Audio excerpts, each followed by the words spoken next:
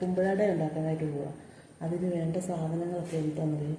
കുറച്ച് ഇത് ഏത്തപ്പഴം ഇങ്ങനെ പഴുത്ത് പോയായിരുന്നു, അതെല്ലാം കൂടെ ഞാൻ മിക്സിയിൽ അടിച്ചിട്ടുണ്ട്. പിന്നെ തേങ്ങ ചിരണ്ടി വെച്ചിട്ടുണ്ട്.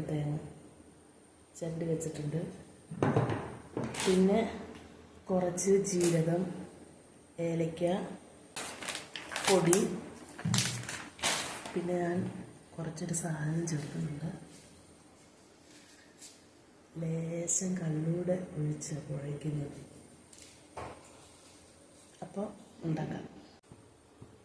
അതിലേക്ക് ലേശം നെയ്യൂടെ ചേർക്കാം. നെയ്യ്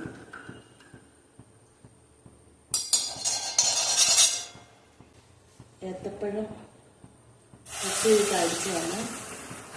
അത് നമുക്ക് ഇതിലേക്ക് ഒഴിച്ചിട്ട് അരച്ചതിലേക്ക് തേങ്ങ അരച്ചതും ജീരകം, വെളുത്തുള്ളി, ഏലക്ക, കുറച്ച് ഉപ്പൂടെ ചേർത്താണ് ഞാൻ അരച്ചത്. അതെല്ലാം കൂടെ